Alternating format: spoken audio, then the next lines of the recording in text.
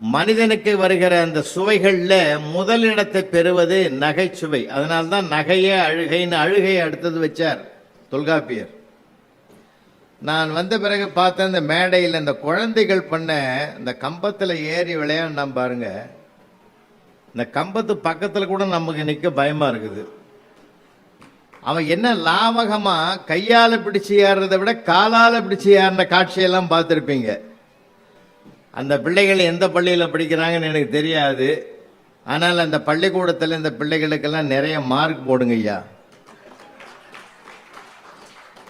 ஏன்னா இந்த மாதிரி ஒரு சிறப்பம்சம்னு ஒன்று இருக்குல்ல, இது எல்லாராலும் செய்ய முடியுமா? மாநில ஸ்டேட் ஃபர்ஸ்ட் டிஸ்ட்ரிக்ட் ஃபர்ஸ்ட் எடுக்கிறவங்க கூட கிட்டே வரமாட்டான். அதனால்தான் நான் சொல்றது, திறமை இல்லாதவர்கள் பிரபஞ்சத்தில் படைக்கப்படுவது இல்லை.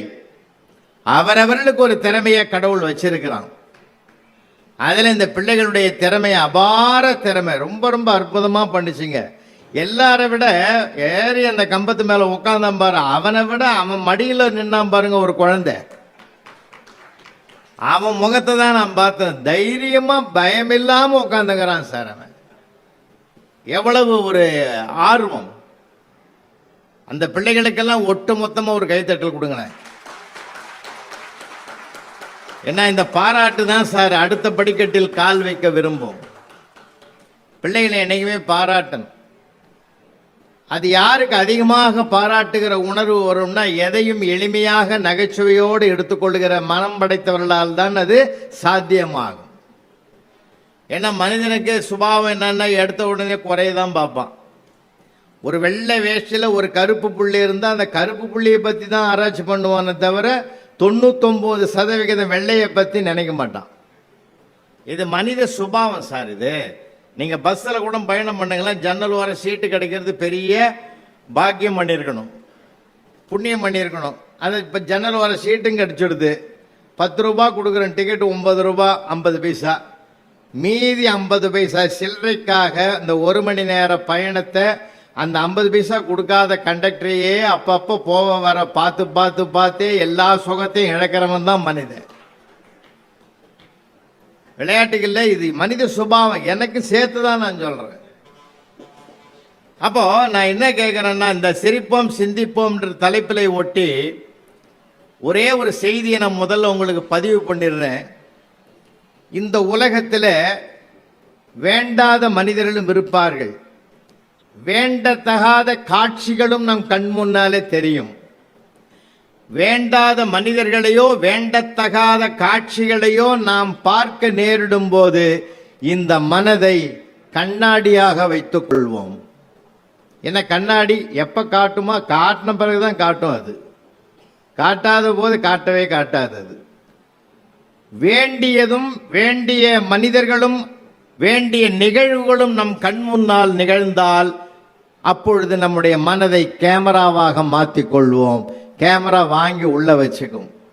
வேண்டாததை பார்க்க நேரிட்டால் கண்ணாடியாகவும், வேண்டியதை பார்க்கிற போது மனதை கேமராவாகவும் மாற்றிக்கொள்ளுகிற மனப்பக்குவம் பெற்றுவிட்டால் மனிதனுக்கு வாழ்க்கையில் கஷ்டம்னு ஒன்று வரவே வராது. மகிழ்ச்சி தான் அவனுக்கு பெருகிக்கிட்டே இருக்கும். இதுதான் உண்மையான செய்தி. ஏன்னா அந்த மனம் என்ற ஒன்றைத்தான் நம்ம கடவுள் கொடுத்துருக்கிறோம். மனசு குதூகலமாக இருக்கணும் சார், எதையும் ரசிக்க பழகணும். எனக்கு பாரதியார் இடத்துல ரொம்ப பிடித்த வரி எது தெரியுமா? எத்தனை கோடி இன்பம் வைத்தாய் எங்கள் இறைவா. சார் அவனுக்கு பட்டினி சார், உப்பு இல்லை பருப்பு இல்லை அரிசி இல்லைன்னு ஏங்கவே இல்லை ஒரு நாள் கூட. வல்லமை தாராயோ இந்த மாநிலம் பயனுற வாழ்வதற்கேன்னு தான் பெரிய வரத்தை கேட்டானே தவிர எனக்கு இப்போ அடுத்த வேலைக்கு சாப்பாட்டுக்கு வழி பண்ணுன்னு அவன் கேட்கவே இல்லை. அவ்வளவு உயரிய சிந்தனை. அதனால்தான் அவனுக்கு உலகத்தையே பார்க்கிற போது அத்தனை கோடிக்கணக்கான இன்பங்கள் கொட்டி கிடக்குதுன்னு பாடினான். அதனால எதையும் நம்ம ரசிக்க பழகும். அன்னைக்கு ராத்திரி 1 மணி, மிட் நைட்டு 1 மணிக்கு எழுந்து ஒரு அம்மா மேக்கப் பண்ணுது. அவன் வீட்டுக்காரனே கேட்டுக்கிறான், அடியே இந்த நேரத்தில் ஏன்டி மேக்கப் பண்ணுறேன்னு கேட்டிருக்கான். சும்மா வாய மூடின்னு படியா, நான் ஃபேஸ் லாக்கு வச்சுக்கிறேன் செல்லில், மேக்கப் கலைஞ்சு போச்சு, அது ஓப்பன் ஆக மாட்டேனுது, அதனால தான் நான் மேக்கப் போட்டுக்கிறேன்னு. அப்போ அவன் சொன்னான், உன் ஒரிஜினல் மூஞ்சி செல்லுக்கே பிடிக்கலடா. ஆனால் உன்னை பிடிச்சி உன் கூட நான் வாழறேனே, என்ன நான் எவ்வளோ பெரிய உயர்ந்த மனுஷன்னு கொஞ்சமாவது யோசிச்சுதான். சின்ன சின்ன விஷயங்கள் சார் நிறைய இருக்கு. நம்ம அன்றாடம் பேச மறந்ததுனாலே பெரிய மகிழ்ச்சிகள் எல்லாம் இழந்துட்டோம். ஏன்னா வீட்டில் ஒரே ஒரு கருவி பேசிக்கிட்டு இருக்குது, நம்ம அமைதியாக கேட்டுக்கிட்டு இருக்கிறோம். உண்மையிலே இந்த தாய்மார்களெல்லாம் நான் கையெடுத்து வணங்குறேன். அங்கங்கே இருக்கிற தாய்மார்களை சீரியலை தியாகம் பண்ணிட்டு வந்திருக்கிறது லேசான விஷயம் இல்லை. ஏன்னா இன்னைக்கு வேணாயா புலவர் பேசுறாரு, மனுஷபுத்திரன் மிக பிரம்மாண்டமான ஒரு மனிதர், அறிஞர். அவர் எனக்கு அடுத்து அவர் பேச இருக்கிறார்.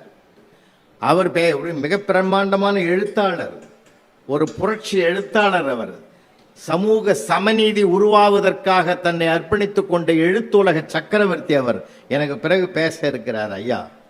அதெல்லாம் இங்கே நல்லா கேளுங்க.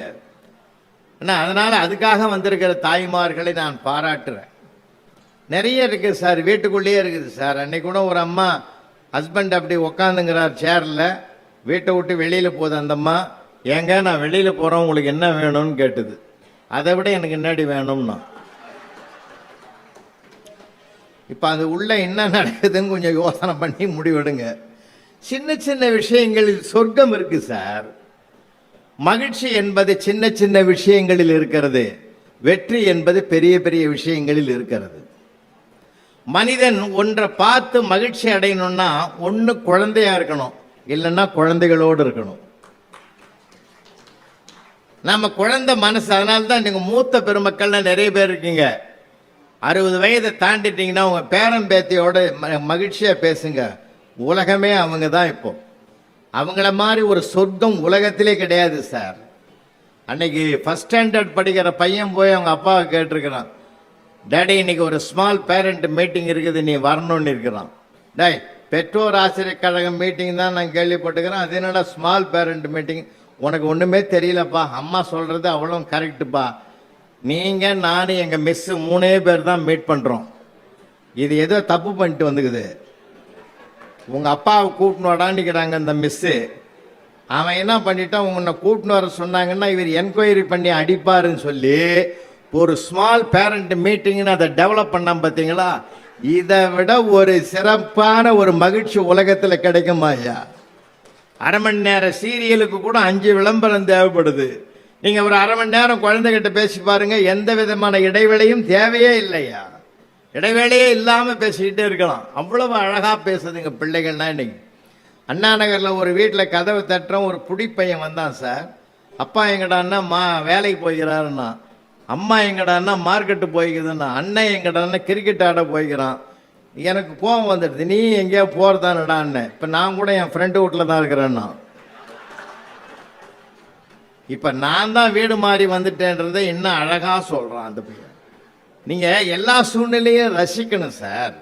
நம்ம ரசிக்கிறதுக்கு நம்ம மனசை தயாராக வச்சுக்கணும். எப்போ பார்த்தாலும் ஏதோ ஒரு சிந்தனை. இன்னொன்று தெரியுங்களா, இருப்பதற்கு மகிழ பழகுவோம், இல்லாததற்கு ஏங்கவே வேண்டாம்.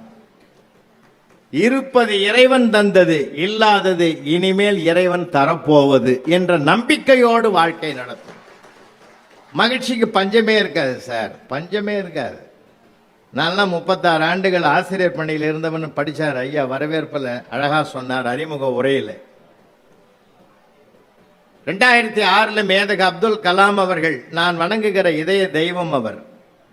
அவரை போல ஒரு உத்தமர் இனி பிறப்பாரா என்பதே கேள்விக்குறி. அவ்வளவு அற்புதமான மனிதர் அவர். அவரை பற்றி இன்னும் நிறைய உலகம் தெரிஞ்சுக்கல.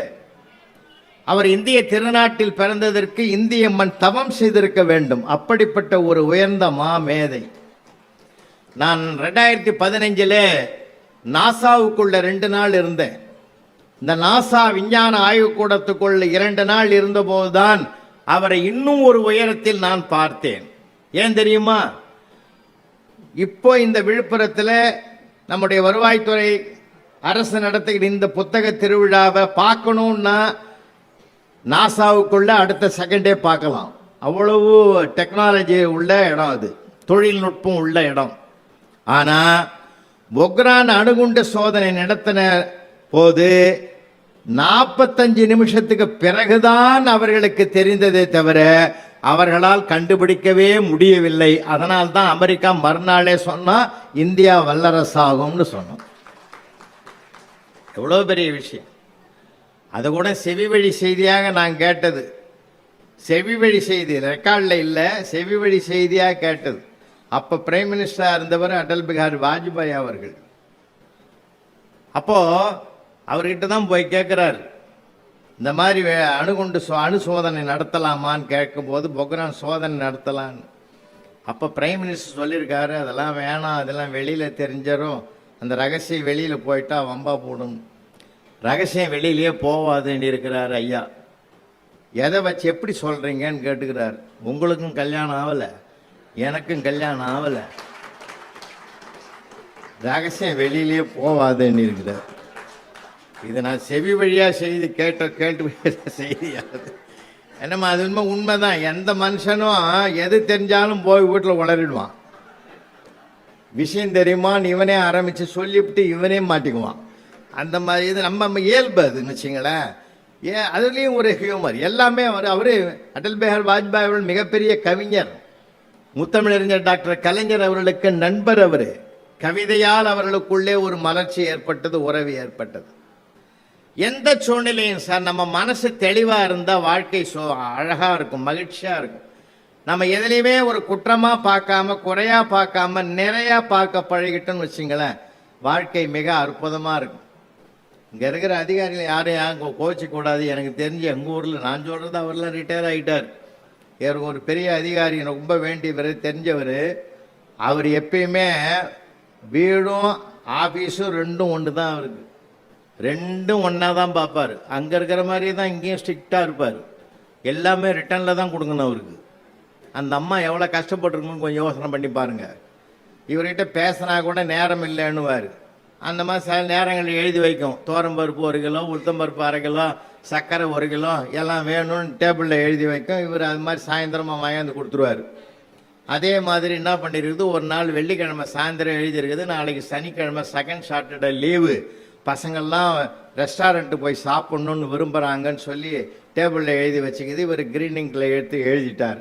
நம்ம போன்ற நடுத்தர குடும்பங்கள் ரெஸ்டாரண்ட்டு போய் சாப்பிட்டா கட்டுப்படி ஆகாது, அந்த பசங்க என்னென்ன சாப்பிட்ணுன்னு விரும்புதோ எல்லாம் வீட்டிலேயே செஞ்சு கொடுத்துரு, அனுமதி மறுக்கப்படுகிறதுன்னு எழுதிட்டார். சரின்னு அந்த அம்மாவும் ஏற்றுக்கிச்சு. சரின்னு என்ன பண்ணுறது, நம்ம தலையெழுத்த தான். அடுத்த வாரம் வெள்ளிக்கிழமை வந்தது, பசங்கள்லாம் புது படம் வந்தது, போய் பார்க்கணுன்னு ஆசைப்பட்டதுங்க. தியேட்டருக்கு போய் புதுசாக படம் பார்க்கணுன்னு பிள்ளைங்கள்லாம் ஆசைப்பட்டது. அதனால் நான் மேலான அனுமதி கேட்டு விண்ணப்பிக்கப்படுகிறதுன்னு அந்தம்மா எழுதிச்சு.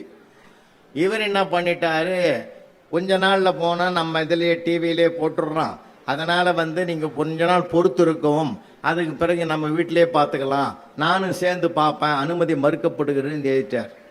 அந்த அம்மா கோவம் வந்துடுது. 4 நாள் பொறுத்து, இவெல்லாம் ஒரு மனுஷன், இவங்களோட குடும்பம் பண்ணுறது போயான்னு சொல்லி லீவ் லெட்டர் எழுதி வச்சிருது. எனக்கு மனசு சரியில்லை, எங்கள் அம்மா வீட்டுக்கு போகிறேன், எனக்கு ஒரு 10 நாள் லீவ் வேணும்னு எழுதி வச்சிருக்கு. அப்பயும் நம்மால் சும்மா விடலை சார், கிரீனிங் எடுத்தார், மாற்று ஏற்பாடு செய்து விட்டு போகும்னு எழுதிட்டார் சார். நான் என்ன கேட்குறேன், கையெடுத்து கூப்பிட்றேன். வீடு வீடாக வச்சிருக்கணும், அலுவலகம் அங்கே இருக்கிறத கொண்டாந்து இங்கே சொல்கிறது, இங்கே இருக்கிறத கொண்டு போய் அங்கே பேசுறது, இதெல்லாம் எங்கே கற்றுங்க நினைக்க. என் பிள்ளை தான் சார் கற்றுக் கொடுத்தான் எனக்கு. நான் ஏதாவது கோபமாக கிளாஸில் பேசுனேன்னா, டே கம்முன்னு இருறான், ஐயாவுக்கு வீட்டில் பிரச்சனை போலகுதுன்றான். அவன் தான் சார் கண்டுபிடிக்கிறான். இன்னைக்கு இருக்கிற பிள்ளைகளுக்கு சாதாரணமாக நினைக்காதீங்க, அற்புதமான அறிவு வளர்ந்துருக்குது, ஆற்றல் வளர்ந்துருக்குது, திறமை வளர்ந்துருக்குது சார். விளையாட்டுக்கு சொல்லலை, நான் வேடிக்கைக்கு சொல்லலை, அவ்வளவு அற்புதமான பிள்ளைங்கள்லாம். ஏன்னா அவங்ககிட்ட பேசி பாருங்களேன். அவன் ஒன்றும் இல்லை, எங்கள் தாம்பரத்தில் ஒரு பெரியவர் சார், உண்மையிலே நேஷனல் ஸ்கூல் பக்கத்தில் இருக்கிறார். அவர் யாரை பார்த்தாலும் மடக்குவார் சார். அவரை பார்த்தாலே ஓடிடுவான் எல்லாம். ஏன்னா வில்லங்கமாக கேள்வி கேட்பார், ஏடா குணமாக கேட்பார். எவனும் பதில் சொல்ல முடியலன்னும் போது அவருக்கு ஒரு சந்தோஷம். ஏன்னா அடுத்தவனை மடக்கிட்டம் பத்தியான்னு அவர் ஒரு இருமாப்பா இருப்பார். அப்படி ஒரு மகிழ்ச்சி கண்ட மனுஷன் என்ன பண்ணார், ஒரு நாள் அந்த ஸ்கூலில் படிக்கிற 8ஆம் கிளாஸ் படிக்கிற பையன்கிட்ட மாட்டினார். என்ன அந்த ஸ்கூல்லே நீ தான் ஃபஸ்ட் ரேங்க்லாம் எடுக்கிறியாம, பிரில்லியன்ட் ஸ்டூடெண்ட்டாம, நான் ஒரு கேள்வி கேட்குறேன் சொல்கிறியா அப்படின்னாரு. கேளுங்க ஐயான்ட்டான். நான் டெல்லியிலேருந்து கல்கத்தாவுக்கு ஃப்ளைட்டில் போகிறேன். 800 கிலோமீட்டர் வேகத்தில் அந்த ஃப்ளைட் போகுது. அப்படின்னா என் ஏஜ் என்னான்னாரு. இந்த கேள்விக்கு சம்மந்தங்குதா? 800 கிலோமீட்டர் வேகத்தில் போகிற ஃப்ளைட்டில் இருந்தாலும் போனால் அதுக்கு அவர் வயசுக்கு என்ன சம்மந்தங்குது? ஏடா கூடமாக கேட்டார். அந்த பையன் என்ன பண்ணால் ஃபியூ செகண்ட்லேயே பதில் சொல்லிட்டான். சார் எக்ஸாக்ட்லி உங்களுக்கு ஏஜ் 60ன்னா. அந்த ஆள் அப்படி கட்டி பிடிச்சிட்டான். சார் எப்படா கண்டுபிடிச்சா? 60 தாண்டா நடக்குது. என் செல்லமே நீ அறிவாளி தாண்டா. சரி சரி எப்படி கண்டுபிடிச்சேன்னார். அந்த பையன் சொன்னா, எங்கள் வீட்டில் எங்கள் அண்ணன் ஒருத்தங்கிறான், அவன் எதை எடுத்தாலும் ஏடா கூடமாக தான் பேசுவான். அவன் கேட்குற கேள்விக்கு பதிலே சொல்ல முடியாது, வில்லங்கமாக பேசுவான். அவனுக்கு அவனை எல்லாரும் நாங்கள் அரக்கு இருக்குன்னு சொல்லுவோம். அவனுக்கு வயசு 30.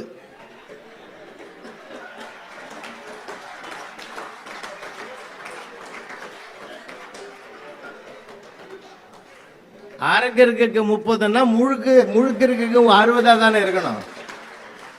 அதை வச்சு தான் நான் கணக்கு போட்டேன்னா. அன்னையோட அவர் டைரி எடுத்து எழுதிட்டார், இனி வாழ்நாளில் நான் எவனையுமே கேள்வி கேட்க மாட்டேன். அதனால சின்ன பிள்ளைங்கன்னு நினைக்காதீங்க நீங்க. அவன் அவ்வளோ அபாரமாக இருக்கிறான். சார் நான் யூடியூப்பில் வரும் என்னதெல்லாம் பார்த்துருப்பீங்க. இப்போ என் புத்தகத்திலையும் நான் முத எழுதினேன். ஒரு 20 வருஷத்துக்கு முந்தைய எழுதினது. ஒரு அருமையான சம்பவம், அதை மறக்கவும் முடியாது என் வாழ்க்கையில். தெரிஞ்சிருந்தாலும் உங்களுக்கு நான் நினைவுபடுத்துகிறேன். ரொம்ப சுவையான சம்பவம் அது. 6ஆம் கிளாஸ் தான் சார் அது. நான் சின்ன பிள்ளை, பெரியவரை வியத்தல் மேலுமே சிறியவரை இகழ்தல் அதனேனும் மேலுமேனு புறநானூற்று புலவன் சொன்னதை நான் வாழ்க்கையில் கடைபிடிக்கிறவன். 6ஆம் கிளாஸ் பையன் சார். அது மார்க் 2 மார்க் ஃபெயில் ஆகிட்டாப்புல, 33 தான் வாங்கியிருக்காளு. என் பக்கத்தில் வந்து அப்படி பவ்யமாக நின்னான். என்ன நிற்கிறேன்னு. 2 போட்டிங்கன்னா நம்ம லைஃப்லேயே பெரிய வெற்றி கிடைக்கிற மாதிரி தான். என்ன 2 போட்டால் லைஃப்பில் என்ன வெற்றி? இல்லை சார், 33 போட்டு ஃபெயில் ஆகி சரிங்க, 2 போட்டிங்கன்னா என் பரம்பரையிலே பாஸ் பண்ண சந்தோஷம் எங்களுக்கு வரும் சார். அம்மா என்னடா இந்த 2 மார்க்குக்கு பரம்பரையை கூட்டான்ட்டானே, என்னென்ன சொல்ல போகிறோன்னு நினச்சி பயந்து பேப்பரை கொண்டாந்து வைக்கிறேன் சார். வைக்கிறதுக்குள்ளே அவனை சப்போர்ட் பண்ணுறதுக்கு இன்னொருத்தன் வந்துட்டான் சார். என்னடா ஐயா கிட்ட கேட்குற, இந்த பள்ளிக்கூடத்தில் நல்லவர் தெரியுமா? இந்த வார்த்தையை கவனிச்சிக்கினே வாங்க. அவரை மாதிரி நல்லவர் யாரா இருக்கிறாங்க? என்னடா கேட்ட? அவனை 2 மார்க் கேட்டேன்டா. சார் போடுங்க சார், இன்னைக்கு இருக்கிறவன் நாளைக்கு இல்லை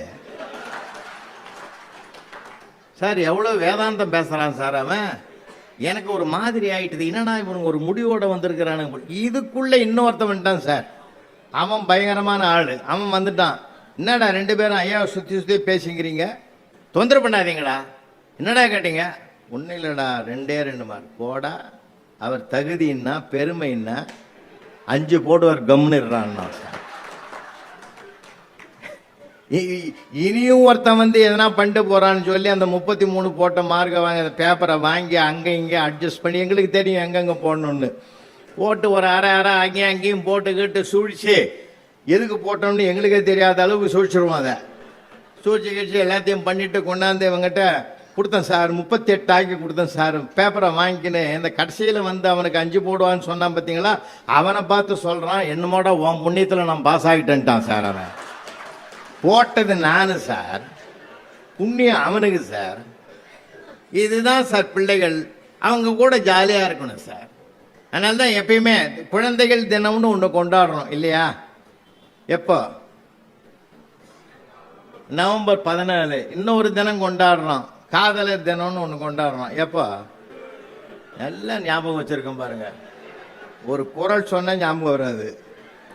காதலர் தினம் பிப்ரவரி 14, குழந்தைகள் தினம் நவம்பர் 14. சரியா பாருங்க, நம்மளால அறிவாளிங்கய்யா. டேட்டு கூட எப்படி வச்சுக்கிறான் பாரு, நடுவில் சரியா 10 மாசம். நீ கணக்கு போட்டு பாருங்களேன், கரெக்டா போட்டு வச்சுக்கிறான் கணக்கை. குழந்தைகள் தினம்னு கொண்டாடக்கூடாது சார், குழந்தைகளை தினமும் கொண்டாடணும் சார். நிஜமா சொல்றேன். குழந்தைங்கிட்ட நம்மெல்லாம் அம்மா தாத்தா பாட்டி பெரியப்பா சித்தப்பா அப்பாலாம் எவ்வளவு சார் பேசியிருப்பாங்க நம்ம கிட்ட? எவ்வளவு பேர் பேசியிருப்பாங்க? நினைச்சா நம்ம வாழ்க்கையில மறக்க முடியாது. எங்க பெரியப்பா சார் 16 பசங்க சார். அவருக்கு யாராவது கேட்டா பகவான் அவ்வளவுதான் கொடுத்தாருன்னு சம்பந்தம் இல்லாத பேசுவார் அவர். பகவான் கொடுத்தாரா, மனவன் சும்மா இருக்க மாட்டான், பகவான் கொடுப்பாரா நிறுத்திட்டாரான்னு, கொடுக்காம எங்கே போடுறான்னு சார். அவளை அன்னைக்கு 100 ரூபாய் சம்பாரிச்சா 1000 ரூபாய் வாழ்க்கை வாழ்ந்தான் சார். இன்னைக்கு 1000 ரூபாய் சம்பாதிக்கிறோம், 100 ரூபாய் வாழ்க்கை கூட நம்ம வாழலை சார். கருவிகளை கட்டின்னு அழறான், அவன்லாம் உறவுகளை கட்டின்னு கோடி அப்படி வாழ்ந்த வாழ்க்கையா வாழ்ந்தான் சார். ஆனந்தமான வாழ்க்கை வாழ்ந்தான் சார்.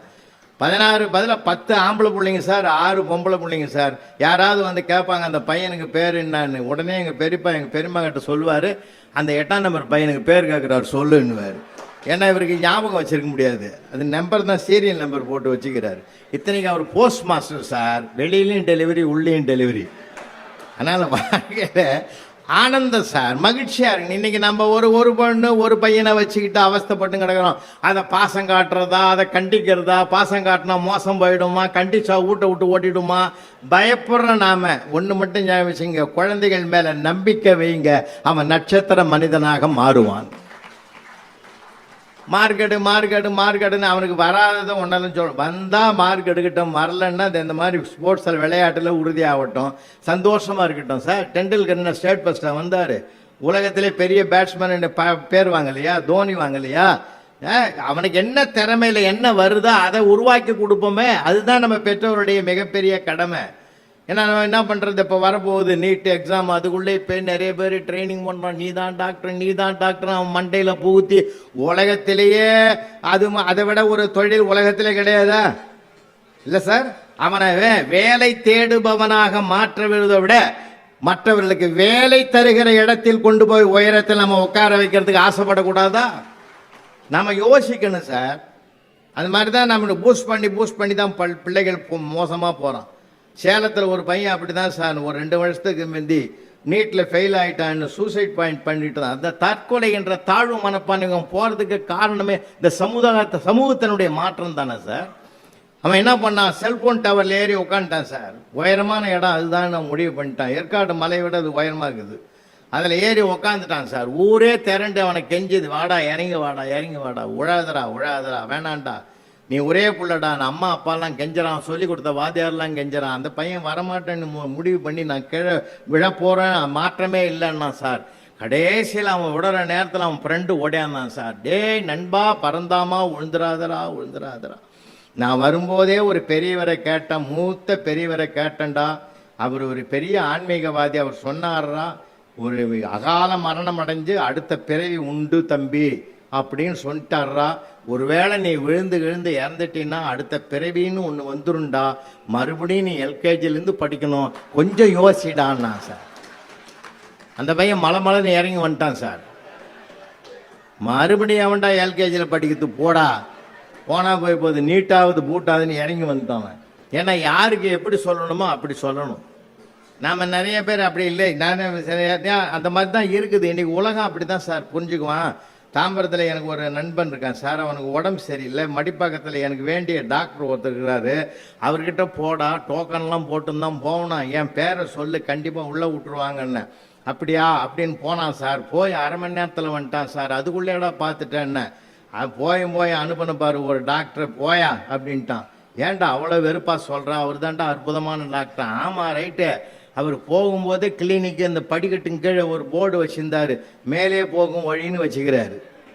சென்டிமெண்ட்டாக எனக்கு சரியில்லை, நீ சொன்னேன்றதுக்காக நான் படியில் ஏறி மேலே போனால் அங்கே போர்டை பார்த்துட்டு பகீர்னு ஆகி போச்சு, டாக்டர் வைகுண்டம்னு வச்சுக்கிறாரு. கீழே மேலே போகும் வழின்னு வச்சுக்கிறாரு, மேலே வைகுண்டம்னு வச்சுக்கிறாரு. இவர்கிட்ட காட்டினா நமக்கு வேலைக்கு ஆகாத, நான் வீட்டுக்கு வந்துட்டேன்ட்டான். இன்றைக்கி இந்த சென்டிமெண்ட்டு நம்ம எப்படி எடுத்துக்கிறோம் சார், ஒவ்வொன்று நாம் எடுத்துக்கிறத பொறுத்து தான் மனம் எப்படி உயர்வாகவும் கருதலாம், தாழ்வாகவும் கருதலாம், இன்பமாகவும் கருதலாம், துன்பமாகவும் பார்க்கலாம். மனம்தான் சார் மனிதனை தீர்மானிக்குது. மனிதனை தீர்மானிப்பதே மனம்தான் சார், மனம்தான். இப்போ நம்ம தனபால் ரெட்டியார் இருக்காரு, இங்கே இருக்கிற மேடையில் கம்பெனி தலைவர் இருக்காரு. நீ என்னை பார்த்துட்டு ஒரு 10 கிலோ அரிசியை கையில் கொடுத்து, அருமையான அரிசியாக, விழுப்புரம் மாவட்டத்தில் எங்கேயுமே கிடைக்காது, நல்ல பச்சை அரிசி, அருமையான அரிசி, இதை எடுத்துன்னு பஸ் ஸ்டாண்டு வரைக்கும் தூக்கின்னு வாண்டுறாரு. எனக்கு ரொம்ப கஷ்டமாக இருக்கு, ஏன் அவ்வளோ சுமையை கொடுத்தாருன்னு, 10 கிலோவை தூக்க வச்சிட்டாருன்னு. அதே தனபால் ரெட்டியார் வந்து என் கையில் ஒரு அழகான 10 கிலோ வெயிட் இருக்கிற குழந்தையும் கையில் கொடுக்குறார். இந்த குழந்தைய பஸ் ஸ்டாண்டு வரைக்கும் அதை கொஞ்சம் தூக்கின்னு வரேன். அந்த அரிசியை தூக்கின்னு வரும்போது சிரமமாக தூக்கின்னு வந்தேன். ஒன்று சுமையாக தெரிகிறது, இன்னொன்று சுகமாக தெரிகிறது. ரெண்டும் 10 கிலோ வெயிட்டு தான். இந்த சுமையோ சுகமோ தீர்மானிப்பது மனம்தான் என்பதை நாம் புரிந்து கொண்டால் அந்த மனதிலே சுகத்தை மட்டும்தான் பார்க்க பழகும். நம்ம மனசு தான் சார் தீர்மானிக்குது. அதனால தானே நிறைய பேர் சொல்றேன் என் மனசே சரியில்லைன்னா.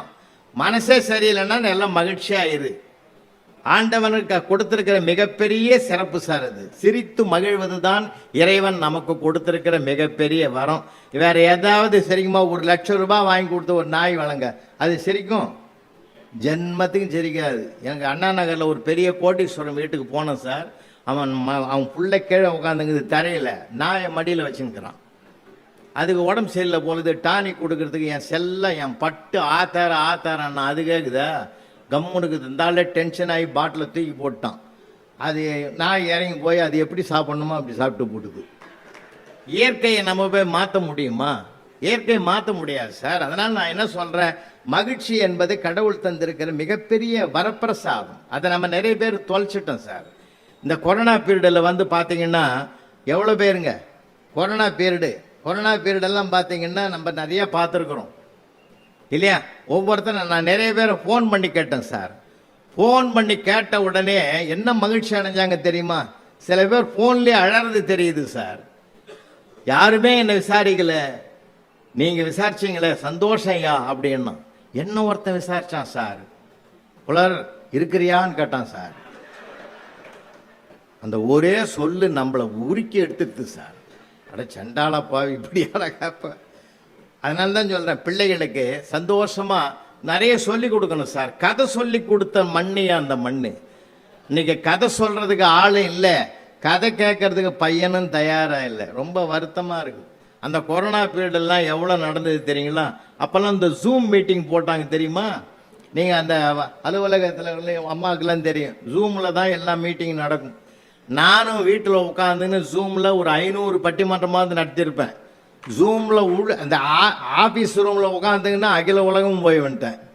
எல்லா நாடுகளையும் இதே வாய்ப்புன்னு சொல்லி பட்டிமன்றம் போட ஆரம்பிச்சிட்டான். நேரடியாக கூப்பிட்றத விட ஜூமில் தான் நிறைய பேர் கூப்பிட்டான்னு வச்சிங்களேன். அங்கே உட்காந்து பட்டிமன்றம் நடத்துவோம். இங்கே பேத்திங்கெல்லாம் இருக்குது எனக்கு நிறையா. அதுங்கெல்லாம் இப்படி வந்தால் கூட என் வீட்டுக்காரம்மா சொல்லும், அங்கே போவாதீங்கடா தாத்தா தனியாக பேசுகிறாருன்னுவா. அந்த ஒரு கொடுமைக்கு நான் ஆளாகி பேசிங்கிறேன். ஒரு சமயம் என்ன ஆயிடுச்சு, சிங்கப்பூரில் ஒருத்தர், பஹ்ரைனில் ஒருத்தர், நாகப்பட்டினத்தில் ஒருத்தர், சென்னையில் ஒருத்தர்னு 2 பெண்கள் 2 ஆண்களை போட்டு பட்டிமன்றம் ஆரம்பிச்சிட்டோம். 1 hour தான் ஜூமில் பணம் கட்டி இருக்குது.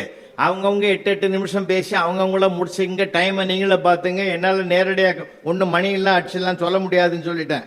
எல்லாரும் அதை கேட்டு நடந்தாங்க சார். இந்த நாகப்பட்டினத்தில் இருக்கிற அம்மா மட்டும் 8-18 நிமிஷம் ஆகி போச்சு. அது நான் ஸ்டாப்பாக போய்ங்குது, நிறுத்தவே மாட்டேனுது. 20 நிமிஷத்தையும் தாண்டுது. எனக்கு ஒன்றும் என்னென்னமோ சைகை பண்ணி பார்க்குறேன், நிறுத்தவே இல்லை. அப்புறம் தான் ஒரு யோசனை வந்தது. அவன் வீட்டுக்காரனுக்கு ஃபோன் அடித்தேன், ஐயா கொஞ்சம் நிறுத்தியா அதன்னு. அவன் என்ன சொல்கிறான், அது ஆரம்பித்தா நிறுத்தாதுன்னு தெரிஞ்சால் 1/2 மணி நேரத்துக்கு முந்தைய நான் வெளியில் வந்துட்டேன்னா. அப்புறம் என்ன சொன்னான், ஒருவேளை அதை நிறுத்திட்டா சொல்லு, நான் வீட்டுக்கு வரேன்னா.